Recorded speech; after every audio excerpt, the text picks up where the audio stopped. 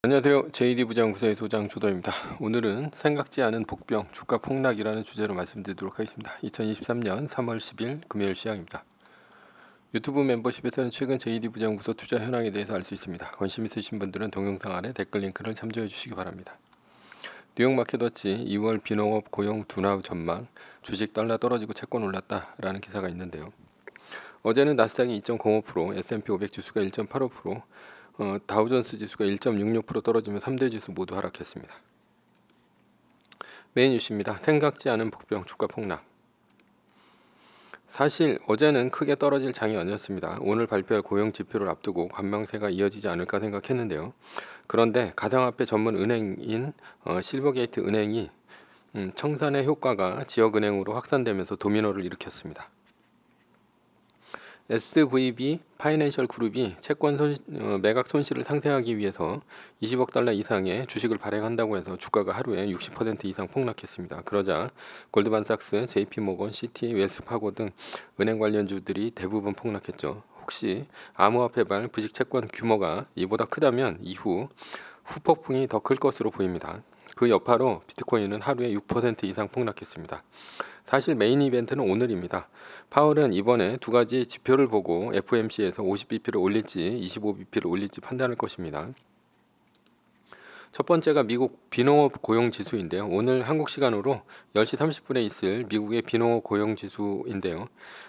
지난달 18만 5천 명 예상했는데 어이없게 51만 7천 명 나오면서 주가가 하락했죠. 이번에는 20만 5천 명 예상하고 있습니다. 이번에도 예상을 추월해 고용이 올라간다면 아마도 50bp의 비중이 올라갈 것이고 주가는 하락할 수 있습니다. 다음으로는 다음 주 화요일 9시 30분에 발표될 CPI인데요. 지난번에는 6.2% 예상했는데 6.4% 나오면서 시장이 어리둥절했습니다. 그래도 시장이 올랐는데 이유는 지난달 6.5%인데 6.4%이니 0.1% 줄지 않았냐. 그래서 올랐지만 결국 예상보다 올랐으니 쇼크입니다. 이후 주가는 떨어졌고요. 이번에는 예측치가 아직까지 나오지 않았습니다. 비농업 고용지수 CPI 모두 높게 나온다면 FOMC에서 50bp 인상을 할 수도 있을 것입니다.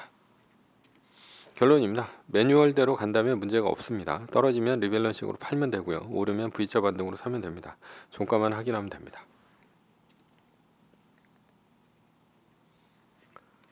서브 이슈입니다. 자본주의에서 결혼이란. 메타인지라는 것이 있습니다. 메타인지는 자신의 인지 과정에 대한 인지 능력으로 내가 무엇을 알고 무엇을 모르는지 아는 것입니다. 메타인지가 좋다고 머리가 좋은 학생은 아니죠. 그러나 메타인지가 발달한 학생은 공부를 잘합니다. 왜냐하면 내가 아는 것과 모르는 것을 자신이 알고 있기 때문입니다. 자, 예를 들어서 메타인지가 발달한 학생은 시험을 보기 전에 내가 아는 것과 모르는 것을 알고 있습니다. 따라서 아는 것은 공부하지 않고요. 모르는 것만 공부합니다. 그래서 시험 전에 모르는 문제를 외우려고 노력을 하죠. 결국 모르는 문제를 다 알면 100점을 맞습니다. 이런 학생이 우리나라에서는 이런 학생이 공부를 잘합니다. 그러나 시험을 못 보는 학생은 내가 모르는 것도 안다고 생각하는 학생입니다. 그러니 이 학생은 내가 모르는 것을 알려고 하지 않습니다. 따라서 모르는 문제가 시험에 나오면 틀리고 알았는데 까먹었다고 말합니다. 결국 이런 학생이 공부를 못합니다. 주부가 오늘 집들이가 있습니다. 그래서 남편의 퇴근 시간에 맞춰 음식을 준비해야 합니다. 집들이에 성공하려면 오늘 무엇을 요리할지 결정하고 장을 봐야 하고 음식을 손질하고 장만해서 퇴근 시간에 맞춰 상차림까지 완벽하게 맞춰야 합니다. 그러나 시장을 몇 시에 봐야 하고 요리는 언제까지 해야 하고 집들이는 몇 인분을 준비해야 될지 계산하고 아침서부터 움직여야 하겠죠. 이러한 플랜을 짜고 실행을 잘하는 사람 또한 메타인지가 있는 사람입니다. 저는 인생에 있어서 메타인지가 없었습니다. 무엇이 중요하고 무엇이 중요하지 않은지 몰랐습니다. 주변 사람들은 이런 것을 알지 못했고 당연히 알지 못하니 알려줄 수도 없었습니다. 그리고 저도 알려고 노력하지 않았습니다. 인생에서 메타인지가 있는 사람은 앞으로 어떻게 해야 잘 사는지, 그러기 위해서는 어떤 플랜을 짜야 하는지 큰 설계도를 그리는 사람입니다. 그런 면에서 인생에 있어서 결혼은 큰 갈림길입니다. 젊었을 때 배낭여행을 갔습니다. 여러 나라를 갔었는데 지금 나는 사람이 하나 있습니다. 90년대 초반에 방콕에서 성이 김씨인 한국 아저씨를 만났습니다. 얼굴은 새까맣게 타서 현지인인 줄 알았습니다. 당시 나이는 40대 중반인데요. 미혼이었습니다. 그런데 얘기를 해보니 이 사람이 사는 방식이 좀 흥미로웠습니다. 사실 그 당시 태국 물가가 굉장히 쌌습니다. 밥은 한 끼에 300원이니 하루에 1,000원이 안 되었고요. 선풍기가 있는 원룸이 2,000원쯤 되었습니다. 그러니 하루에 1만 원 쓰기가 힘들었습니다. 물론 호텔은 아니고 카오선 로드에 있는 방입니다. 그리고 판간이나 사무이 해변의 섬도 그리 비싸지는 않았습니다. 김 씨는 1년 중 한국에는 3개월 있고 동남아에는 9개월 산다고 했습니다. 3개월 한국에서 노가다를 뛰어서 돈을 벌면 동남아에서 9개월 동안 놀고 먹는다 했습니다. 지금 생각해보면 3개월 동안 300만원씩 900만원을 벌면 9개월 동안 한 달에 100만원씩 써도 살 수 있었습니다. 즉 물가 차이를 이용한 자유를 즐기고 있었던 셈입니다. 어떻게 하면 아저씨처럼 살 수 있냐고 물어봤습니다. 그러자 결혼만 안 하면 된다 했습니다. 결혼하지 않으면 된다는 뜻이 무슨 뜻인지 몰랐습니다. 단지 결혼을 하지 않고 혼자 살면 물가가 싼 나라에서 자유롭게 살 수 있구나 단순히 생각했습니다. 그래서 한때는 저도 배낭여행을 하는 백패커를 꿈꾸기도 했습니다.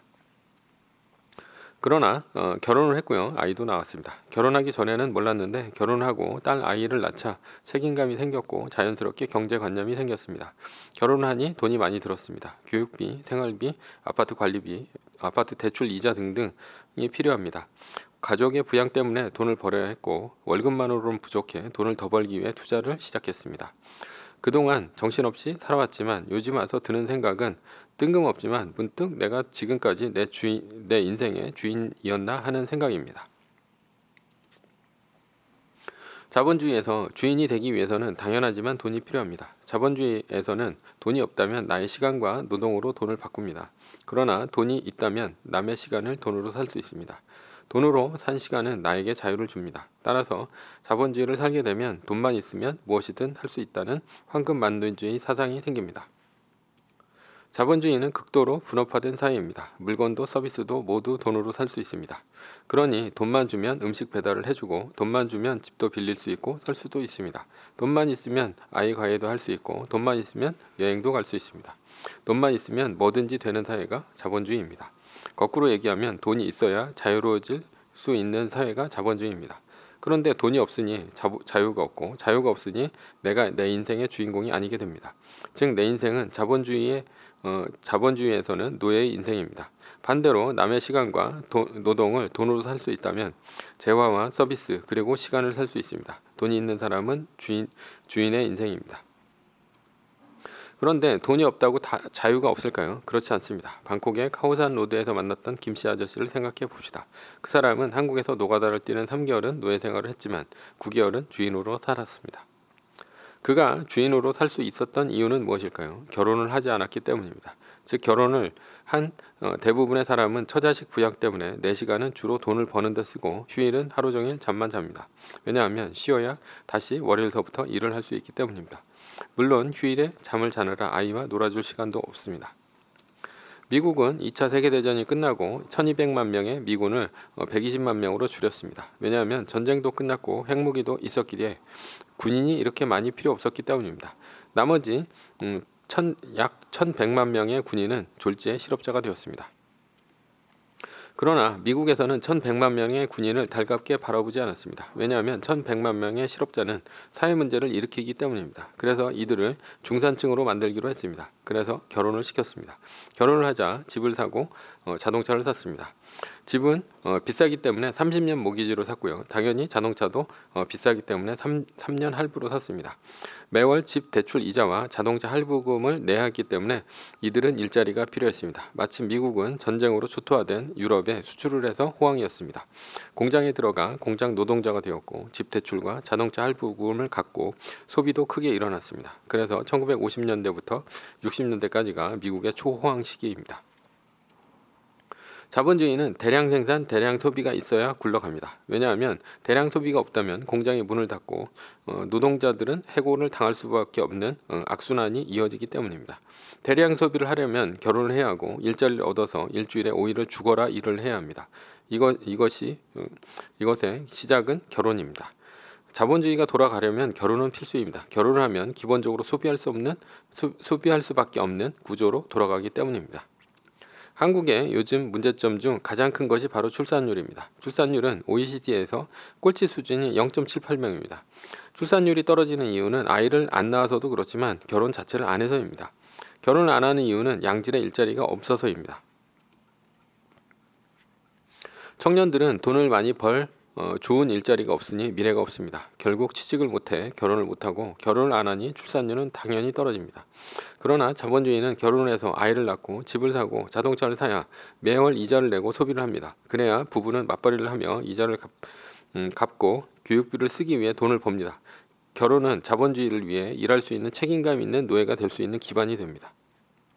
그런데 결혼도 아이도 안 낳으니 자본주의가 근본서부터 무너지는 것입니다. 그래서 출산율 대책에 천문학적인 돈을 쓰고 신문기사에 유튜브에 매일 출산율 떨어진다고 떠드는 것입니다. 자본주의가 생존하는 데 있어서 결혼과 출산은 필수적입니다. 그렇다면 나의 문제로 돌아가 봅시다. 나는 자본주의를 살면서 주인으로 살려면 어떻게 해야 합니까?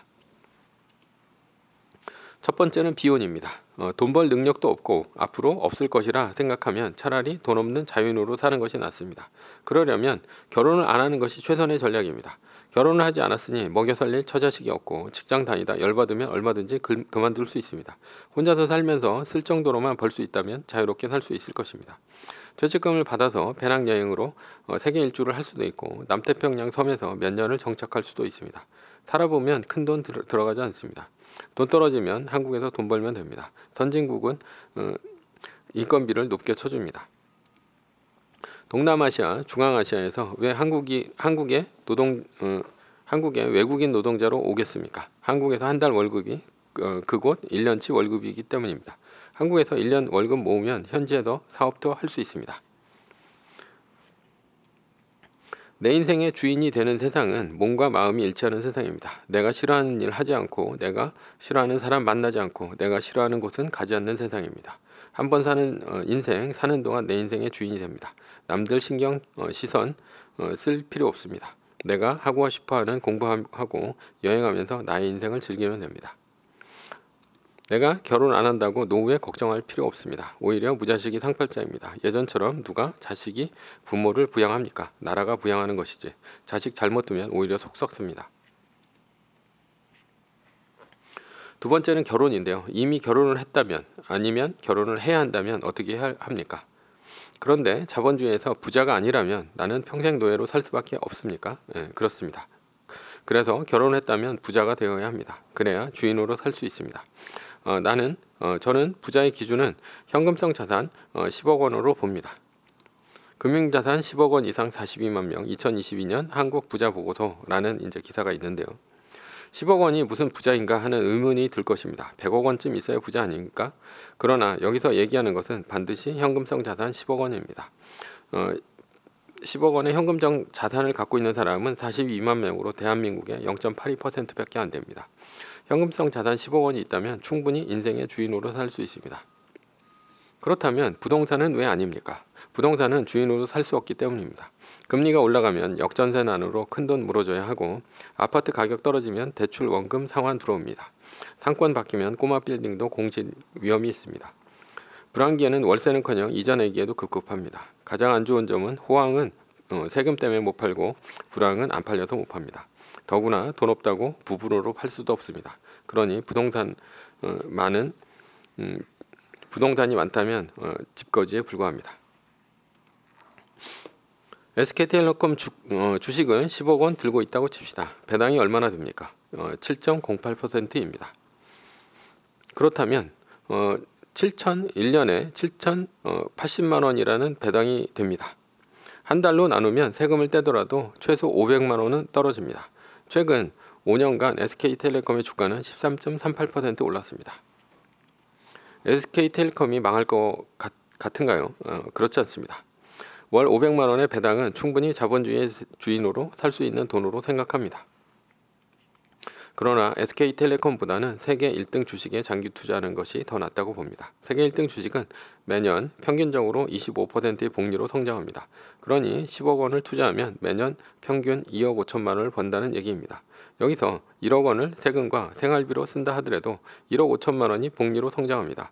25%의 복리로 10년이 지나면 10억 원은 100억 원이 되지만 매년 1억 원을 생활비로 쓴다 하더라도 70억 원까지는 자산이 늘어날 수 있습니다.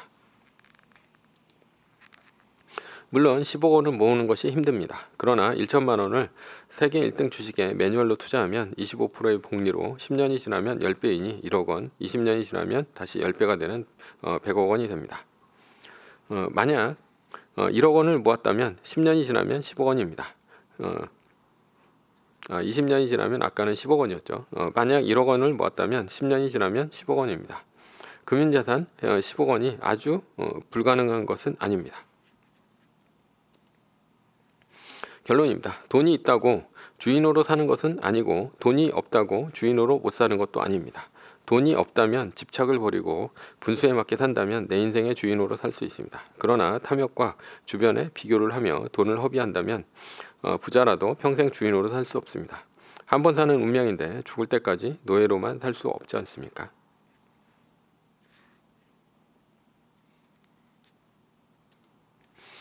매뉴얼입니다. 세계 1등 주식은 전고점 대비 2.5% 떨어질 때마다 10%씩 팔면서 리밸런싱을 하다가 나스닥 마이너스 3%가 뜨면 말뚝을 깎는 것입니다.